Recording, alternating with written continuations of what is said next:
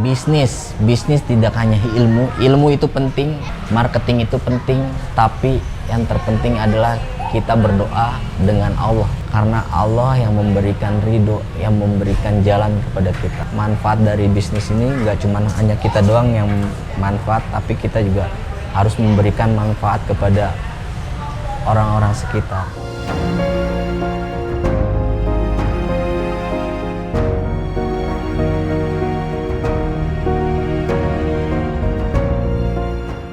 Pernah takut untuk mendapatkan masalah, justru dari masalah tersebut kita bisa mendapatkan hal yang baik, membuat bisnis kita lebih baik lagi. Lalu teruslah belajar, karena usaha itu tanpa knowledge itu bohong. Kita perlu belajar, perlu berinovasi agar bisnis kita bisa menjadi lebih baik lagi ke depannya. Intinya jangan perlu takut gagal, jangan takut dengan adanya masalah, karena dari masalah tersebut kita bisa menjadi lebih baik lagi ke depannya.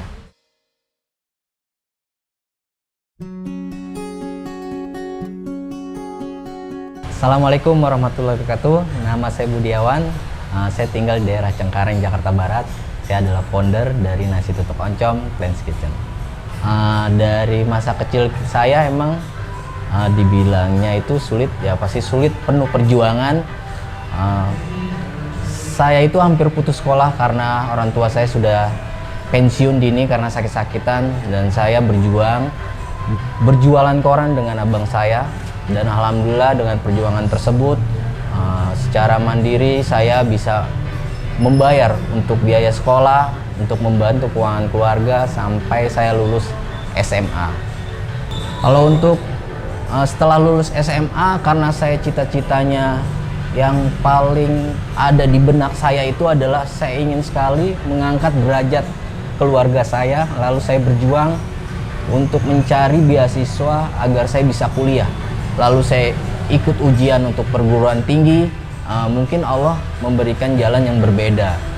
Saya tidak lulus dalam perguruan tinggi, tapi saya tidak patah semangat. Saya lalu mencari informasi beasiswa, dan alhamdulillah saya mendapatkan beasiswa di salah satu bank swasta nasional. Saya bekerja di sana dan saya mendapatkan beasiswa untuk melanjutkan kuliah.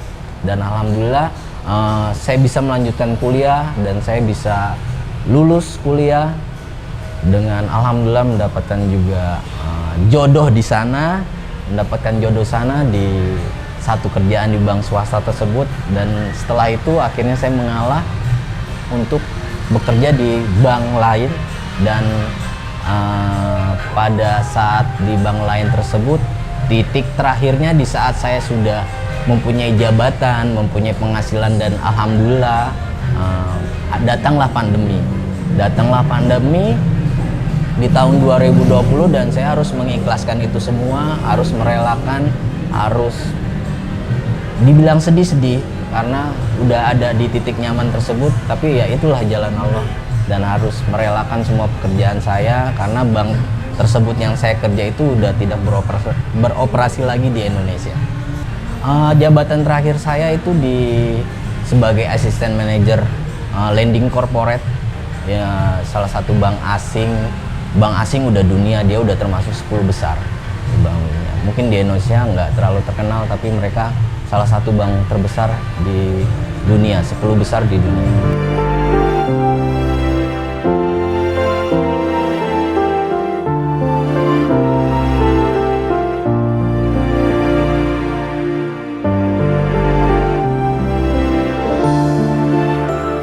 Yang pastinya saya ya sedih sekali. Saya bingung harus berbuat apa lagi, karena di situ di titik saya udah mulai merencanakan untuk merubah derajat keluarga saya, dan tiba-tiba Allah memberikan jalan yang berbeda, dan saya harus berputar otak apa yang harus saya lakuin di saat pandemi tersebut, karena banyak sekali perusahaan-perusahaan yang memutus kerja kan, PHK, dan buat mencari pekerjaan lagi mungkin agak sulit. Di situ saya dengan istri harus berputar otak apa strategi kedepannya yang harus kita lakuin, dan timbullah ide kayaknya kita lebih baik dagang, karena kita lihat kuliner sekarang meskipun pandemi, untuk kita lihat riset-riset, meskipun pandemi, sekarang ini yang sedang berkembang adalah usaha kuliner pinggiran jalan. Karena untuk yang outlet besar di ruko tersebut, pandemi ada batasan aturan dari Pemkop kota untuk tidak membuka dine-in. Disitulah saya lihat ada peluang, lalu saya berusaha cari ide-ide apa yang kira-kira nggak ada nih di Jakarta usaha. Dan saya melihat di salah satu channel YouTube food blogger namanya Nasi Tutuk Oncom. Saya nggak tahu itu apa nasi tutuk oncom. Akhirnya saya penasaran untuk mencoba di sana. Berangkatlah kita ke daerah Tasik. Lalu kita coba dan enak. Makan nasi dan sambalnya aja sama gorengan tuh enak banget. Lalu kita di sini, wah saya dengan istri, wah kayak cocok nih buat buka usaha kita di Jakarta, karena kita lihat itu nggak ada, jarang penjual nasi tutuk oncom. Lalu kita dalam proses tersebut itu kita coba untuk meracik nasi tutuk oncom yang minimal kita rasanya itu harus sama seperti makanan favorit yang di Tasikmalaya. Kita racik penuh perjuangan, karena nggak langsung racikan tersebut langsung jadi langsung enak, enggak. Jadi kita proses tersebut, kita panggil teman-teman kita yang pastinya sering makan kuliner, dia tahu tes rasa yang enak mana, yang enggak. Lalu kita kumpulkan mereka, kita buat produk kita yang sudah jadi, lalu kita bawa produk khas dari Tasik tersebut. Mereka itu tidak tahu produk kita yang mana, produk kompetitor yang mana. Lalu kita berikan ke mereka. Awal-awal ya produk kita banyak yang nggak kepilih karena mungkin rasanya kurang cocok, tapi kita terus berjuang, berusaha, karena kita yakin, dan alhamdulillah akhirnya kita menemukan racikan yang pas. Dari 10 orang tersebut memilih produk kita, 8 orang memilih produk kita, alhamdulillah. Dan di situ saya yakin dan mencoba untuk membuka usaha ini dengan konsep ghost kitchen di area dapur rumah, dengan hanya berjualan melalui aplikasi online, GoFood, GrabFood, dan lain-lain. Dan dari penjualan tersebut alhamdulillah berkembang. Bahkan banyak teman-teman kita kantor, relasi-relasi kita, customer kita dari nasabah itu mengorder dalam bentuk yang banyak gitu, karena mereka ada acara, dan mereka dari testimoni mereka membuat kita senang, suka. Di situ saya sangat yakin lagi, wah kita harus buka outlet langsung. Akhirnya langsung saya buka outlet pertama saya di Cengkareng.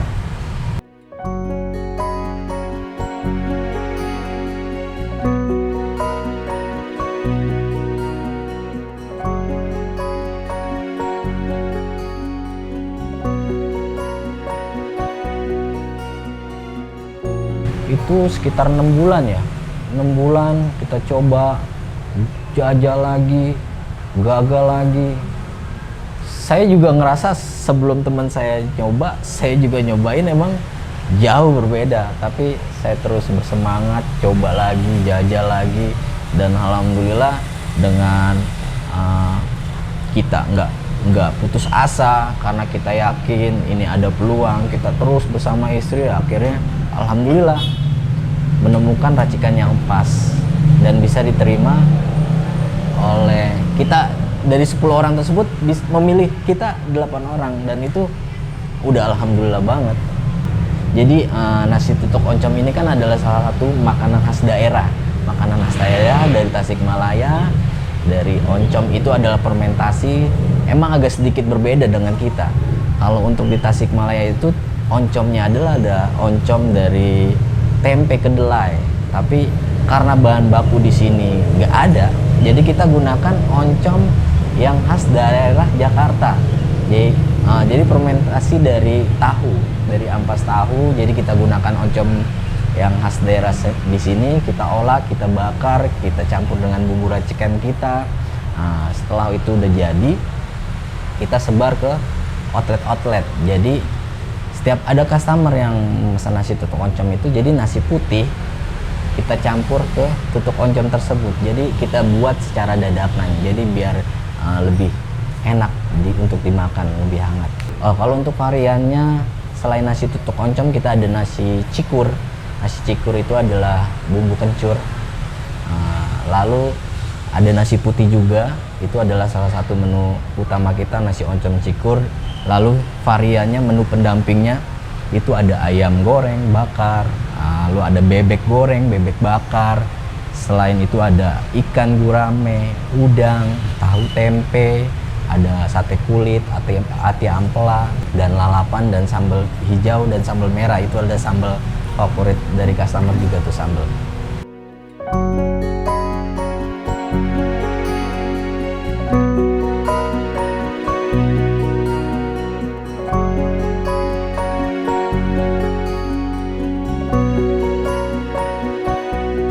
Jadi di awal kita buka Ghost Kitchen itu kita berembuk dengan istri, kira-kira bisnis model apa yang cocok buat kita di saat pandemi ini. Akhirnya kita menentukan untuk membuat bisnis model gerobakan. Setelah gerobakan itu nggak mudah, karena banyak banget tantangan yang kita hadapi. Seperti namanya berdagang di pinggir jalan ya, karena kita juga ada penertiban Satpol PP. Lalu juga dari segi bahan baku, kita tidak bisa menyimpan bahan baku di outlet karena kita harus bawa pulang lagi setelah dagang, dan gerobaknya pun nggak bisa stay di situ, kita harus pindahkan. Jadi banyak banget yang tantangannya lah di bisnis gerobakan itu. Tapi tantangan tersebut nggak boleh begitu aja kita menyerah lah. Jadi kita mencari solusi dengan kendala tersebut, supaya solusi tersebut bisa terus memperbaiki usaha konsep gerobakan ini. Awalnya kalau untuk sistem gerobakan di sini, kita biasanya setiap tempat itu masing-masing ya, ada yang dikelola oleh Karang Taruna, lalu juga untuk cabang yang lain ada kita di tempat di ruko, area ruko depannya, kita sewa depannya. Sistemnya seperti itu. Kalau untuk buka di awal Cengkareng ini, karena saya baru pertama kali dagang ya, dan proses pandemi itu kan emang lagi sulit-sulitnya. Dibilang sulit, pendapatan 400.000, 600.000, orang bilang mungkin itu sedikit ya, tapi karena itu awal kita pertama kali dagang, kita tetap senang. Meskipun dari pagi sampai malam, waduh alhamdulillah dapat segini. Tapi dari pertumbuhan dari hal kecil tersebut, dari 400, 600, kita lihat perkembangan terus growth, naik. Sebulan kita pertama itu 400, bulan kedua kita lihat pertumbuhan dari, kita kan menggunakan POS ya, jadi dari situ kita trackingnya kelihatan. Bulan berikutnya naik lagi 600, bulan berikutnya terus naik. Dari pertumbuhan tersebut kita yakin, wah, dan alhamdulillahnya di outlet pertama kita ini Allah memberikan kelancaran untuk usaha pertama kita, dan akhirnya alhamdulillah untuk saat ini omset kita lumayan, di outlet pertama lumayan besar. Untuk sepinya aja kita bisa mendapatkan 1,8, dan ramenya itu bisa 2 juta ke atas. Itu tanpa menjual minuman.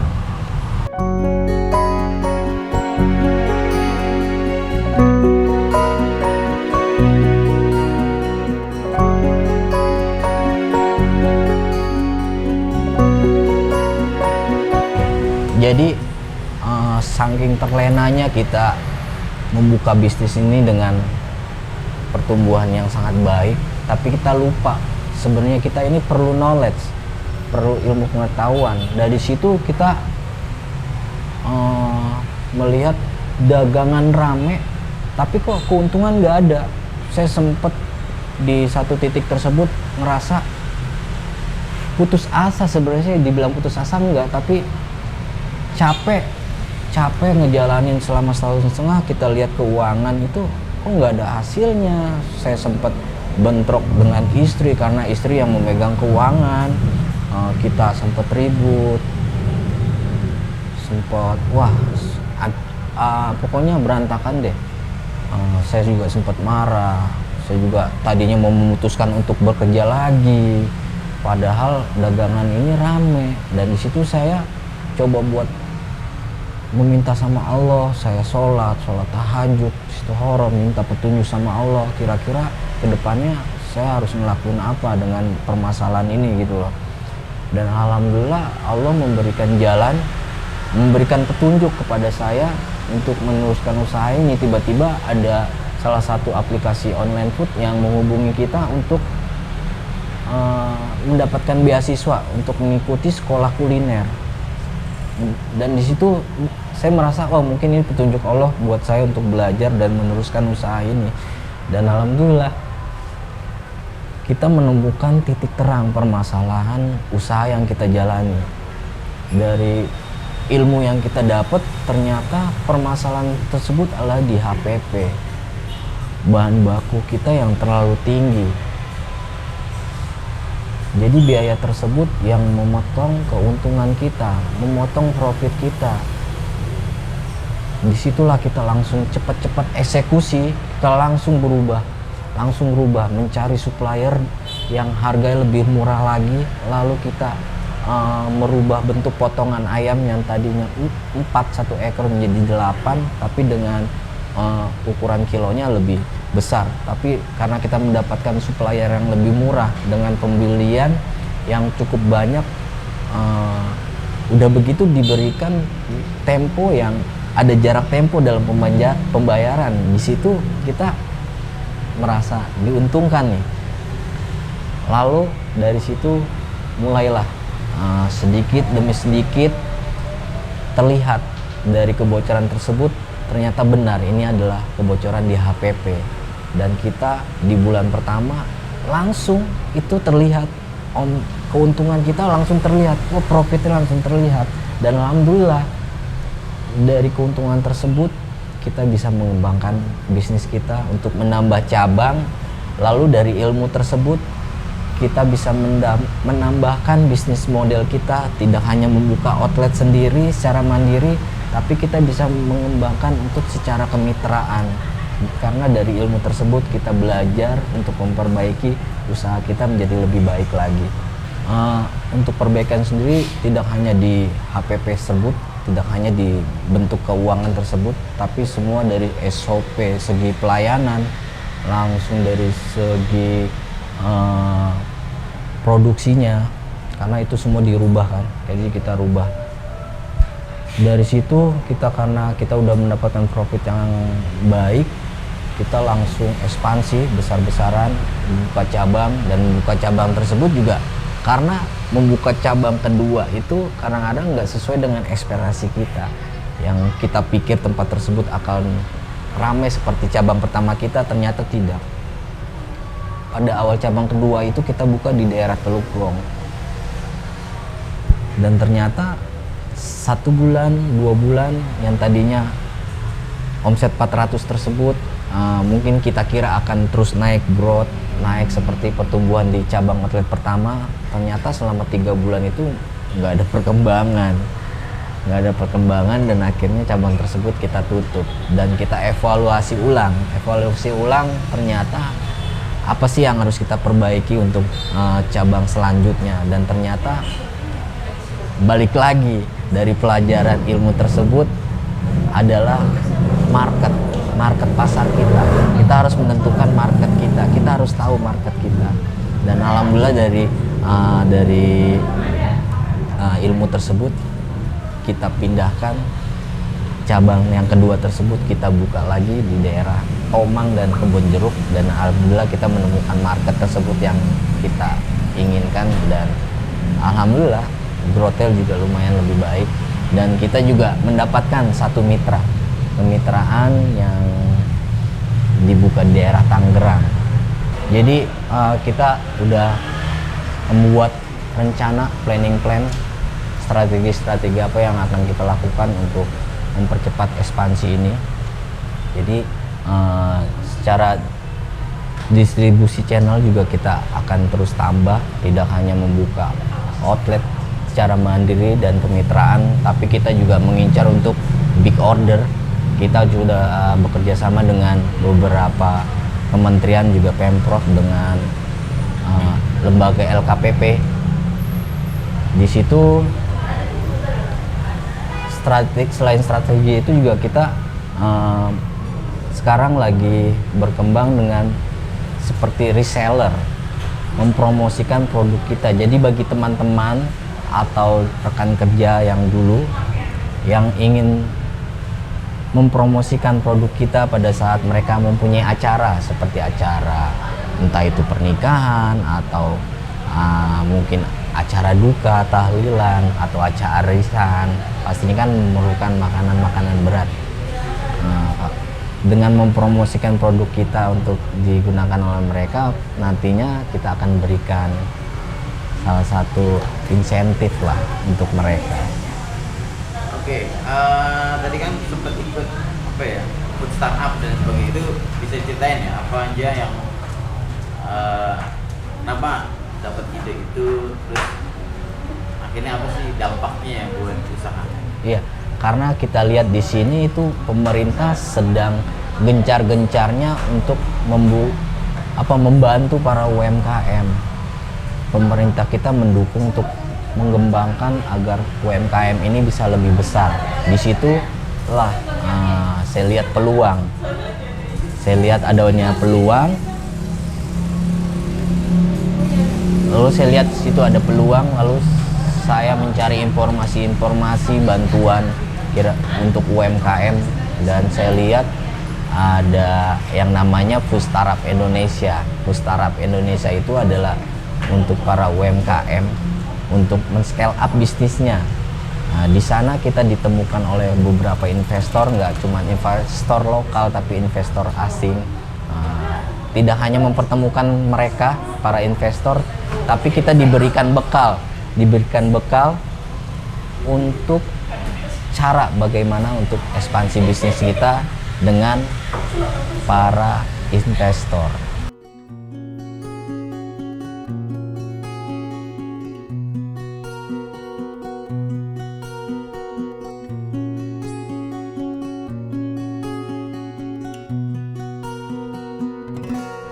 Kebetulan kemarin itu juga ada salah satu teman kita di Fustarap Indonesia yang mengikuti di acara TV. Saya lihat acara TV tersebut juga membantu para UMKM ini untuk berkembang, dan akhirnya saya coba untuk ikut acara TV tersebut, dan alhamdulillah di sana kita mendapatkan bantuan dan ada investor yang tertarik untuk membantu kita untuk mengekspansi bisnis kita lebih cepat lagi. Perbedaan saya dengan pada saat bekerja dan membuka usaha ini, berbeda jauh pastinya. Kalau di bekerja itu kita jam kerjanya jelas, jam 8 pulang jam 5. Kadang-kadang kita disuruh lembur pun ada rasa nggak suka gitu, lembur nih. Tapi setelah kita membuka usaha ini, kita sebenarnya itu membutuhkan tenaga yang lebih besar lagi. Bangun pagi subuh-subuh, terus juga tidurnya agak malam karena menunggu karyawan-karyawan pulang untuk menyetorkan uang, kita hitung ulang. Tapi meskipun butuh tenaga yang lebih besar lagi, dibilang capek ya capek, tapi kita merasa kecapean itu nggak terlalu capek banget. Kita ngerasa nyaman, ngerasa saya melihat ini mungkin saya mungkin hati saya emang di bisnis ini, meskipun capek tapi tidak ngerasa capek. Oke, kalau dari sisi strategi nasi tutup Oncom ke depan mimpinya mau seperti apa? Mimpinya untuk ke depan saya ingin nasi tutuk oncom ini bisa berkembang luas, bisa dikenal oleh masyarakat luas. Pastinya bisa tersebar di seluruh Indonesia. Tapi untuk sekarang ini kita ke lokal terlebih dahulu, ke area Jakarta terlebih dahulu. Ekspansinya pastinya nanti tidak hanya saya sendiri, saya juga akan menjalankan beberapa strategi untuk menggait investor agar ekspansi bisnis kita ini bisa lebih cepat, karena saya nggak mau sampai peluang ini cukup lama gitu, karena saat ini sedang growth-nya, sedang naik-naiknya. Saya ingin peluang tersebut saya langsung cepat ambil. Pastinya dari pengalaman sebelumnya gagal dalam membuka cabang, dan itu adalah pengalaman yang menurut saya pengalaman saya terbaik agar usaha saya bisa berjalan lebih baik lagi. Untuk membuka cabang selanjutnya itu tidak boleh gagal lagi seperti kemarin. Nah, kalau dari sisi peluang untuk Oncom sendiri gimana? Karena belum banyak juga orang, atau banyak juga orang yang belum tahu. Itu kalau dari sisi peluang itu gimana sih, Mas? Kalau untuk dari sisi peluang, kebetulan saya juga mendapatkan riset. Karena nasi tutuk oncom ini adalah salah satu makanan tradisional ya. Dari riset tersebut, makanan tradisional ini masih menjadi satu-satunya makanan yang diminati oleh warga sekitar, warga Indonesia. Di riset tersebut, saya kutip dari salah satu foodies, itu hampir 61% masyarakat itu menyukai makanan tradisional, dari segi dine-in maupun dari segi delivery food. Nah, di situ saya melihat peluang bahwa usaha ini bisa berkembang, karena nasi tutuk oncom ini adalah salah satu makanan tradisional food.